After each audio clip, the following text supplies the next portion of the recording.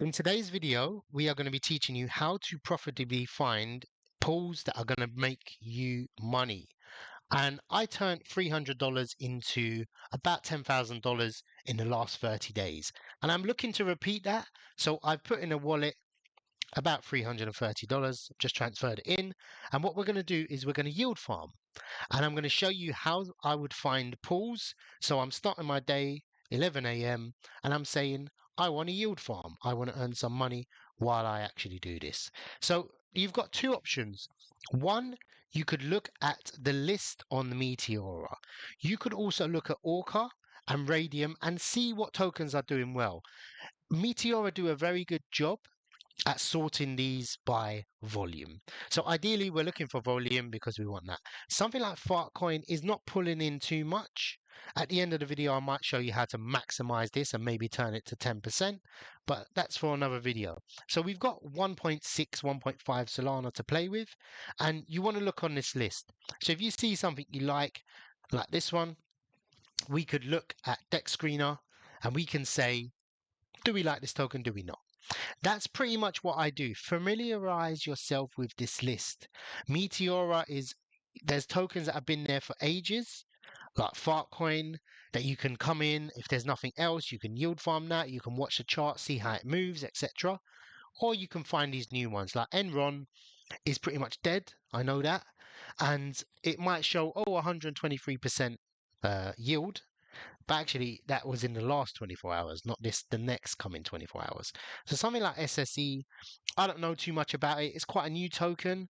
So when a chart sort of triple top like that, I think it's on the way down. So when it goes down, watch it for a few hours and then I might yield farm it. Anything less than 2 days old typically does fall quite drastically. So if we put into this, people might think, it's really good volume, 1 million market, 1 million volume, and then, sorry, 17 million volume and 1 million liquidity means there's a demand for liquidity. So there'll be a demand for people willing to pay fees. And that's something you need to look at. So on the 1 hour, don't forget this is a DLM pool. It's bringing in 1 million volume, which is huge actually. So I think this will start to grow as people see this as quite a profitable pool. I see it as very profitable, but I don't see it as a good entry. And that's the difference. Most people would come in and put it in. For one, I'm not going to. We can still yield farm it for a few hours maybe, but you need to be prepared for you to take a loss. And we've only got 1.5, 1.6 Solana. We don't want to do that. Now, the other option is we're going to go to Solana on here, Radium. And this is how you kind of either catch tokens quite early, because yield farming something early is going to bring you more money. And we're going to go to the last 5 minutes.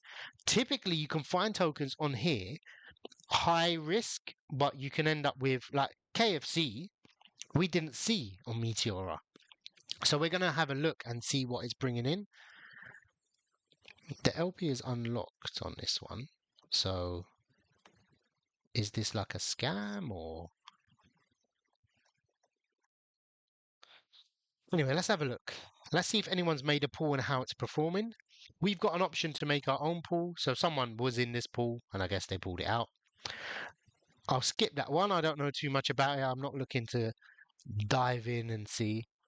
Doge without a hat. So this is an example of like a low cap one.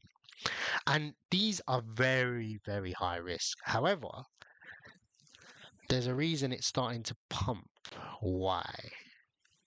I think it was just a front run bot that brought in a lot of volume. We'll skip that one. American Bulldog. Why is that 200 million? So we're going to do something else. We're going to add a filter because we don't want to sift through. We want something more than 50 hours old. Basically over 2 days. And we're going to try and find, let's see this AI rig. That's quite a high market cap. Kappa. But boy. Bitcoin. Let's see this one. This will be interesting. So this is 1 mil liquidity. And we've got 40 million volume. So this could be a nice little one. Let's have a look. Bitcoin. Let's see. So we're going to take a look at the chart. Now, obviously, this is the DLM one, or this is the actual one. again, this is kind of what I want. So it's flat-ish in a way. Let's go with a risky one. So now I'm going to check out the pools. So this is the top performing pool with the most TVL, highest yield. This will probably be the best one I'll put in, but because of the TVL or the liquidity being lower, let's open them both up and see. Because of the TVL being lower, what happens is the pool gets routed through the one with the most liquidity because of price impact. So the volume isn't great on this one. And on this one, it's like every few minutes. I don't really want to go into a pool with 1.3 Solana. If I was bullish and I'm thinking, yeah, this one's going to run, I'll drop it in. But I want something quite quick and easy for that. So you kind of need to keep this open in a way. And you can obviously sort by the last hour. And this alpha one, I think is okay. So let's have a look at this chart now.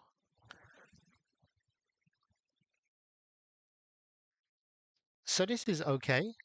Let's put on the 15-minute. So it had a run up and it had a dump down and it's kind of sideways here. So let's go into this one. I may either buy this or I might do a one-sided. Let's have a look. So I'm going to do a one-sided on this one. I'm actually going to buy it. Change your mind quick. And I'm going to buy it and I'm going to try and find a pool. Hopefully they have a pool which is 2020. Yeah, perfect. Where was I? So we're going to buy half or just under half because we need some for the fees. And we're going to drop into here. Now what I want is the price to ideally go up. But I want to yield farm this in the meantime. So we've got our Solana and we've got an option now. So we're going to put in 0.75, same amount.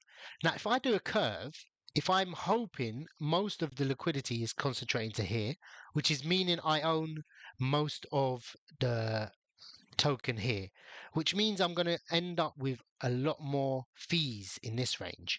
If it drops to here, I won't add as much. So what I tend to do is go in with a curve, but I tend to compound on a bid ask. So I push more liquidity into here because eventually it will go out of range. Either I withdraw it or it will go out of range. So I need to be ready and put in liquidity and compound in here.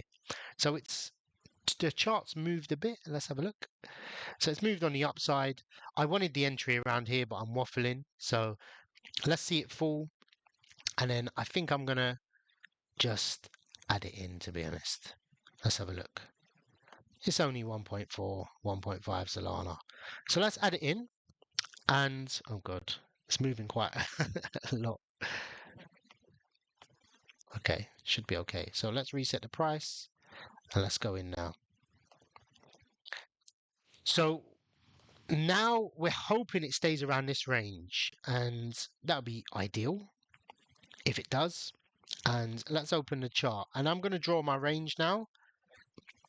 And then we're going to see. So we put in 300 or so dollars. So always track how much you put in, because a few hours later you might go from here. And what we're going to do is we're going to draw our range now.